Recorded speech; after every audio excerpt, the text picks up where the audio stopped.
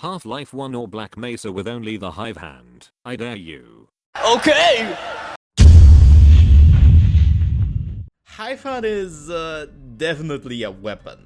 Counted as one of the bloat or otherwise wacky weapons, the Hornet gun deals low damage, is projectile based, has low velocity, and the only thing that prevents it from falling into a pit of irrelevancy are the facts that it has infinite ammo and the primary fire shoots homing hornets. And so I thought, or rather it was suggested to me by that legendary beast that appears on the screen right now, to beat the entire game with it, from start to finish. Yes, it means that I'll have to cheat it to get it, but hey, it's going to be so worth it! Aside from that, you know the drill by now. Hard difficulty, vehicles don't count as enemies, as Black Mesa doesn't really have much of them. And I can only use Hive Hand, although as per usual I'll allow myself to use other weapons as mobility tools, or if I don't have any other choice. Also, before we start, I would like to mention that I've never actually played Black Mesa, because yes, we are playing Black Mesa, or at least this release of it. So, back in the summer days of 2012, when I was still a baby in the game and I didn't know much about anything, I remember waiting for the release of the mod, and when it dropped, I also remember that Crowbar Collective's servers were overloaded and I had to download mod from like less than honorable sites. Regardless, after a couple of days, remember it was 2012 in Poland and I had an Aereo 2 flash drive, which was free internet, but it was disconnecting itself every single hour, so it literally took days to download from QTorrent. I was able to unpack the mod and finally play it, only to realize that I had like 5 FPS on the lowest settings. Remember Ivan from the memes with like a shitty 2001 laptop? Yeah, that was me back in the day. Hell, I still am to some extent. So we start not in the tram as per usual, but in the Anomalous Materials lab, because even if they shortened the ride, I still can't be bothered to wait through it. We get into the HEV suit, we meet scientists, and we ruin Magnuson's day, not only by destroying his food, but also by causing a Renaissance cascade, which causes a mass migration of illegal beings into New Mexico desert, like headcrabs, aliens like headcrabs, who are really intent on jumping on people's heads, but not to stomp them like a certain Italian plumber, but to control them like a master of puppets.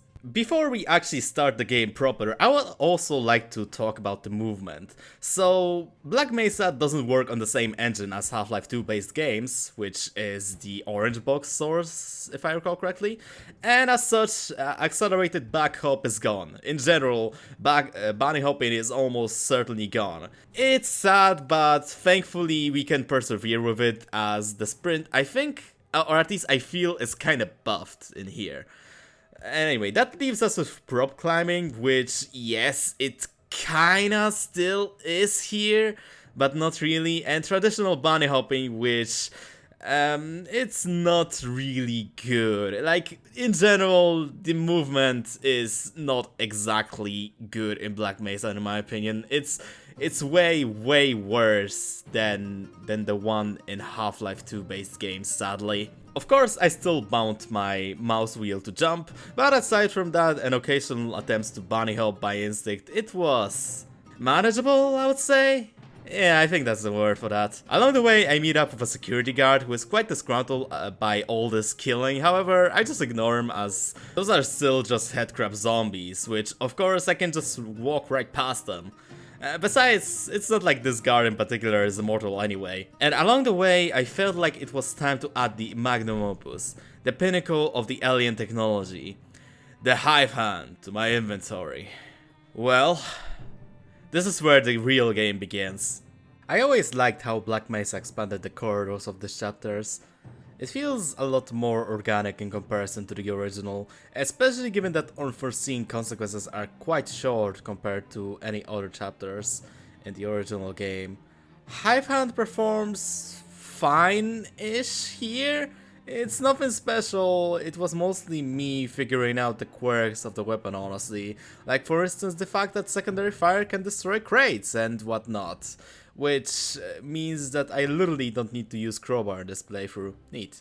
And also, it deals self-damage for some reason. It's weird, but honestly I don't really much mind that. Regardless, After passing through the Akira reference, we meet our first bull squid. We kill it and make our way towards the office complex. The office complex is a chapter where some of my objectives begin crashing down. See, I assume that I can save every single scientist and or security guard, however, this event proved me otherwise. Besides that, Romanians were starting to appear en masse, giving me time for my money because, trust me, they hit like a truck. So hard, in fact, that they crashed the game not once, but twice. Interesting, right? Well, the reason for the constant crashing is because OBS is an unreliable piece of...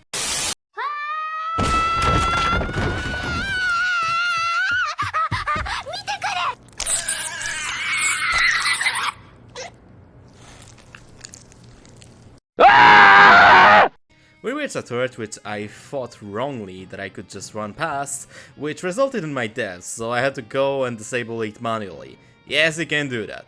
The more you know, I suppose. Anyway, we reach some scientists and they tell us that military has been dispatched to help the situation. Oh boy, I can't wait to see how this will turn out. My gang is sadly left behind as they can't jump, and we find ourselves in the chapter that... let's just say it complicates things. With We Got Hostiles, we are introduced to HECU, Marines, turrets, and laser mines. All of them not designed to be taken down with the funny hand, which creates problems. However, let's go through them individually, shall we? Marines are obviously the most problematic bunch, as they are obviously not a static target, and combined with me playing on hard, having no good damage source, and Hornets being underwhelming as a weapon, engagements take ages to finish.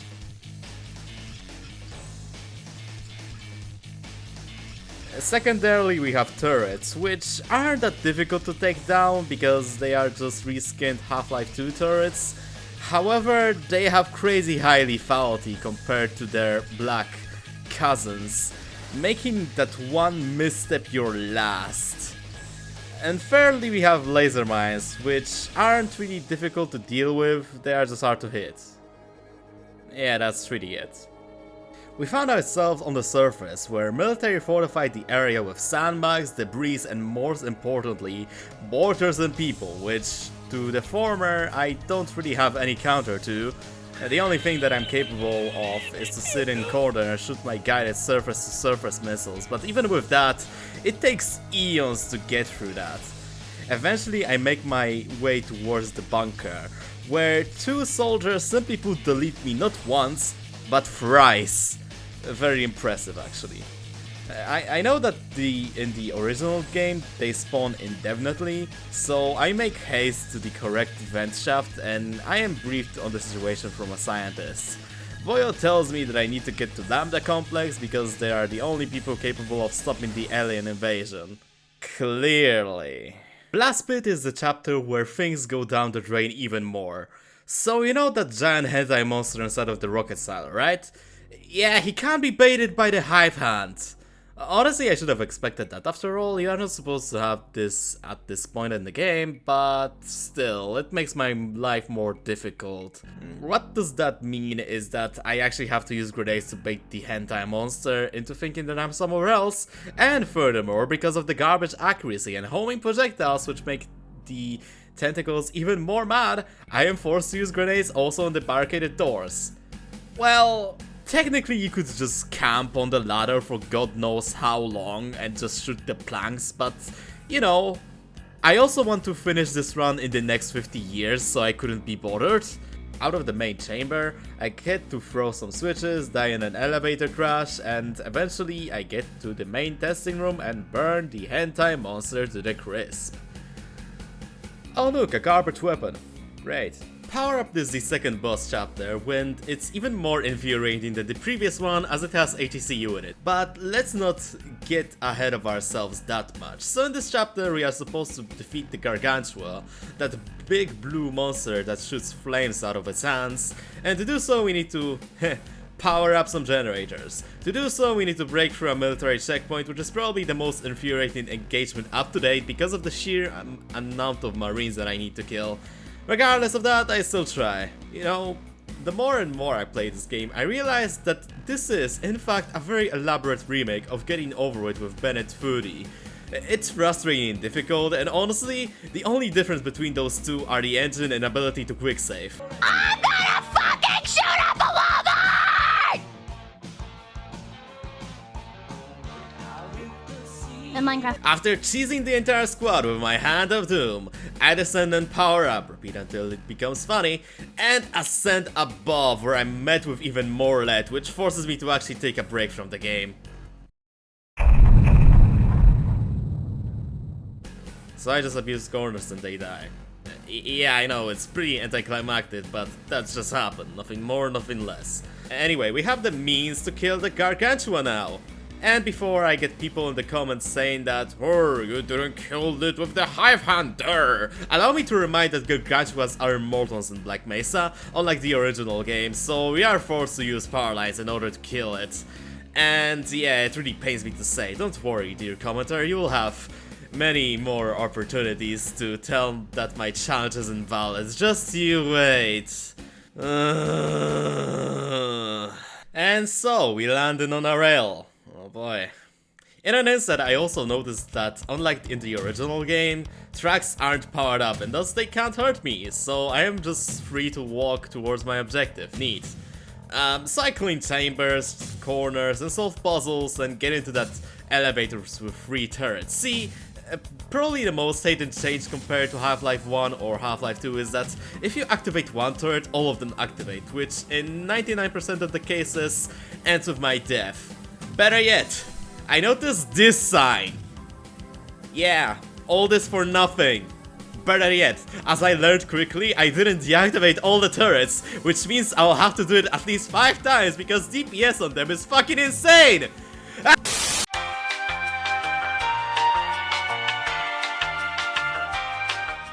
Next section of the chapter involves fighting grunts, and you know what that means. Yes, even more corner abuse. Oh boy, if you haven't figured that one out, On a Rail is a chapter where I started to regret my decision to ever attempt this shitty challenge. We get into the ground zero, arm the rocket while screwing up zomboids, marines, and god knows what else. After that we get funny dialogue.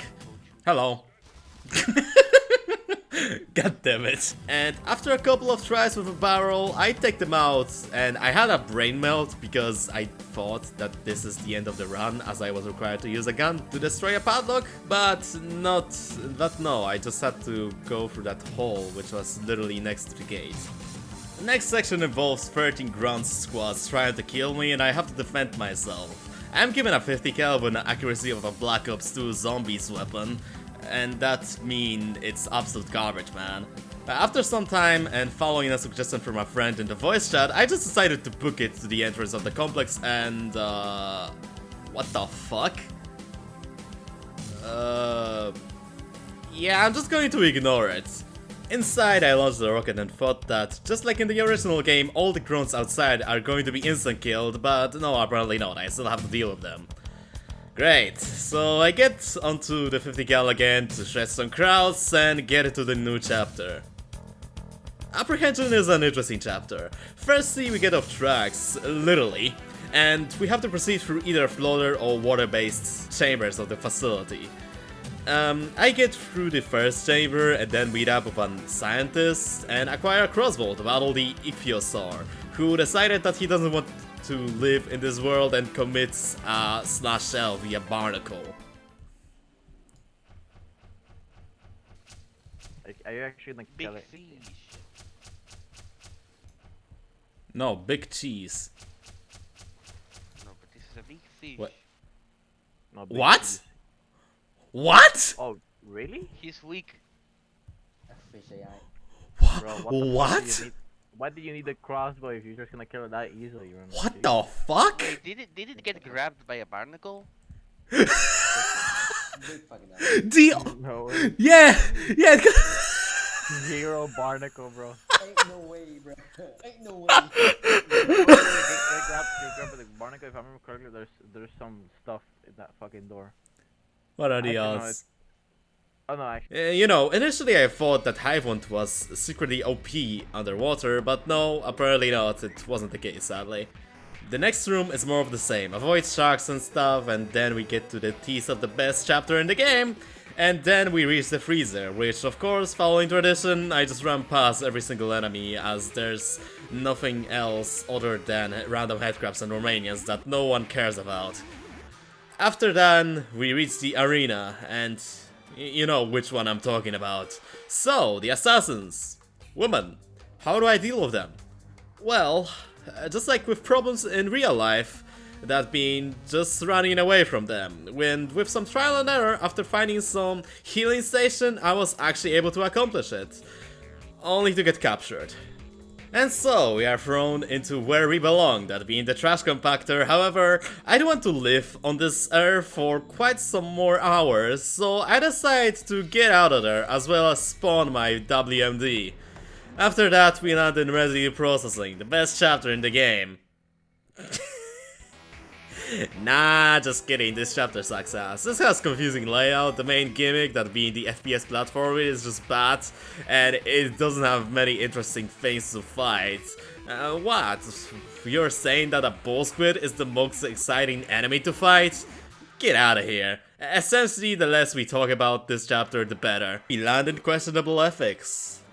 Did you know that you can sneak past those hound eyes? I for certain wasn't aware of that. It's kinda neat, to be honest. We are introduced to the alien grunts, and here, the proper introduction of them, of course I skipped because ain't nobody got time for that. And I reach a security guard who fills me in on the situation, which is, let's say, less than desirable.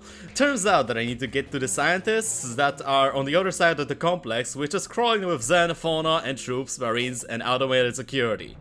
Well, okay, the last one doesn't appear, but honestly I wouldn't be surprised if that would be somewhere around here.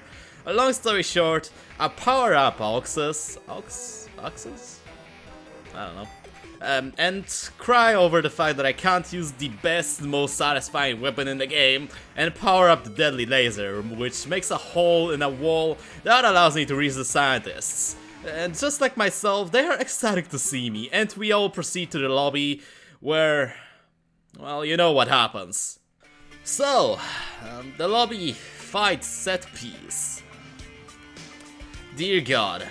So, you know, in normal Black Mesa playthrough, it's a moment where you are supposed to see how much you got grown, you know, from like a frightened scientist to a sophisticated killing machine, but no! This is not the case here! In my case, this is a fight for survival.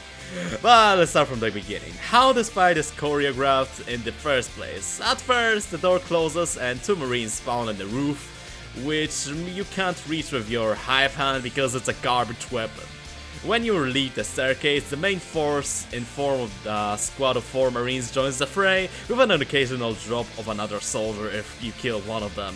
After some time, and by some time I mean after killing a particular number of marines, the door on the left opens, revealing additional 2 soldiers. With that, all reinforcements are done and you can snipe 2 bosses on the roof to your heart's content. And so, you might think that I abused some cheesy strategy, maybe some good god spot that marines weren't able to shoot me. Well, no. What I did could be considered a cardinal sin, but I lowered the difficulty. Yes, really. As if you don't like it, I'm not surprised. I'm also not a fan of that, but I'm going to be blunt. I didn't see any other choice at the time. The high fans just suck too much. Bruh. It's over! It's over! Yes! We did, I did it! I can finally bump difficulty and have balls, yes! Oh my god, bro. Oh my I can't believe what you did. Yeah, me neither. I can't believe I did it. And so, we found ourselves on the surface again, and we are already at a disadvantage as there is a squad of marines near the door and 2 turrets on the roof. And the only advantage is that we have cover in form of cars and as well as some crates with health and armor. After getting killed twice, I realized that fighting HCU in such a disadvantageous position is nigh impossible, and I decided to GTFO, and surprisingly it worked! Well, Kind of. After some shenanigans, Marines got bored and decided to follow me into the tunnel, which, as you might have guessed, isn't the perfect solution, though it's way better than the fighting in the open area, because Hivecan at least can bounce its shots off the ceiling. Ladies and gentlemen, and everyone in between, welcome to the 9th circle of hell, the surface tension. It's the longest, most demanding, challenging, frustrating, and pain-inducing chapter in the game. And honestly, I love it because of it. The chapter starts innocently enough, with about 2 squads of Marines being parked near the gate you enter. After dispatching them, you meet the main challenge, which is the fact that you have to get through the dam without going insane. Am I over-exaggerating? Well, maybe a little bit, but tell me, how the hell am I supposed to deal with 2 HECU squads, like 2 and dozen of Romanians, helicopter, and not 1, but 2 Ichthyosaurs? The answer is just to run and hope for a miracle, because otherwise you are going to start calling yourself Gordon Cheeseman due to your number of bullet holes in your body. Eventually, after a quick saving galore, I managed to drain the water from the dam, and as such, Thanos snapped 2 fishes, allowing me to slip past the chopper and Marines. Thank God. The next section involving me traveling through a Xen fauna-infested terrain isn't really noteworthy. Same goes for the shootout with HECU, which the second part I actually skipped, which landed me on a minefield, which for once positively surprised me. I didn't have any trouble whatsoever traversing through it. Sure, to get rid of an individual mine I needed to load at least an entire clip, but I can spare time. And besides that, slow and steady wins the race after all, right? The cliff section is an interesting set piece, and I was a little bit surprised that the turret that was in the original game was gone. After a couple of deaths, backtracking and looking for that funny Easter egg, which in the end I didn't find, I had to fight a helicopter. The helicopter is an interesting enemy to fight, as it is technically possible to take it down with a hive hand, or for that matter with any small arms, but due to its unreliability, low damage, slow projectiles, and the fact that the chopper, you know, tends to fire back at you, this task is literally impossible to achieve, so we are forced to use the rocket launcher. I know, it's very sad. Oh yeah, one more thing. As you probably remembered in the original game, it was possible to skip this section by simply, you know, not going into that weapon cache. This in here is, however, impossible, as there are obviously very removable rocks in your path, so no, it's not possible to skip this section unless you are doing speedruns, which I am not capable of doing so yeah. Regardless, let's just assume that you somehow beaten the helicopter with the hive hand. The next section pits me against 2 squads of Marines and an Abrams MBT. As you might remember, the tank in the original game was a breakable flank, but in Black Mesa this is a real NPC, which means that I can't just climb on top of it and bore to death my piece of doom. Besides, DMG on the turret would probably make mincemeat out of me if I would ever attempt that, so I needed to think of something else. But then, like Archimedes, I found my solution. Snarks. Yes, really. So with them, I can distract the entire tank and slip past, allowing me to pass towards the next section, where I have to run past another AFV. Great. Bradley fortunately isn't that much of a pain to get through, so in a couple of tries I'll outflank him and make my way towards the next level. And the next level are snipers, which are unkillable via hive hand, which forces me to use grenades. Thank you, Global Corrective. I know you are very oppressive against us, hive hand users, but at least you could have allowed us to hurt them with anything but explosives. Whatever, at least I get to know that Jeebus Gordon really needs to learn how to throw grenades, because those throws are just pathetic, man. After eliminating 2 snipers, I get to platforming section, which was supposed to be difficult, I guess. Yeah, it wasn't challenging at all. Oh look, the original hentai gun, great. Anyway, I stumble across Jackson, who tells me that there's a weapon stash somewhere in here, and as such we make our way towards it. Along the way we encounter alien grunts being carpet bombed, and we have yet another Bradley, which I decided to take down. I know. Gauss Cannon ain't a Hornet gun, but really at this point I could not care less. This chapter already hurt me enough. After that, I kill a sniper, and then I can get to the armory, which entails that I can just charge up my suit, which is really fucking depressing when you think about it. Like, imagine just coming in here with a guy in a suit, and he takes nothing but just charges his suit and walks away. Anyway, I also get to the ruined building, which in the original mod release was the only case of ATC using night goggles, by the way. And then I land on the prototype of Crossfire, where there are alien grunts, Romanians, and grunts fighting. All meanwhile, an Osprey sends even more meat to the grinder. I shoot it down, kill grunts, both alien and human alike, and destroy the tank with big PP-AT gun. With that, I proceed to the new section, which has a Walking Dead reference on top of it, and then I proceed to the vent that has full of sharks, which initially was troublesome, but then I realized that I can just ignore them and I'll be fine. Ambush, on the other hand, wasn't fine, so much so that I had to lower the difficulty. Don't worry, this is the final time I do that. And after some time, I managed to clear the garage and went to the outside area, where there was a squad of marines shooting a hello? What? It's like the tank. It's like the chopper Abrams shooting at the wall. It's all related.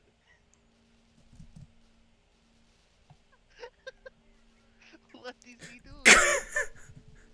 You know, I get it. They sent special forces to Black Mesa. It all makes sense. Wait, there's an entire squad behind that truck. I just realized.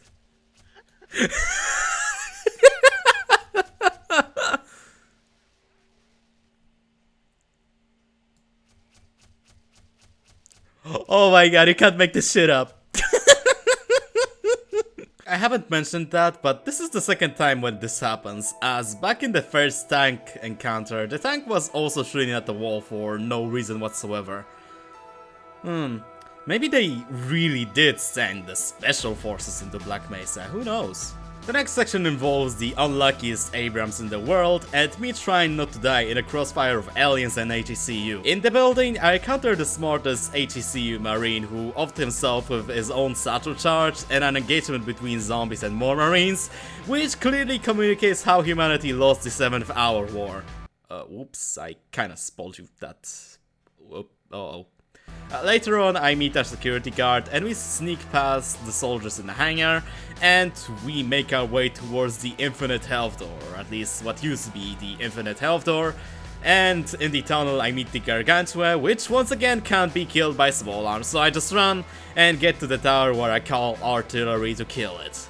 Oh my god, we are finally done with surface tension, praise the lord. What? Right, forget about Freeman. So this chapter is quite simple outside of 2 encounters which I'll describe later.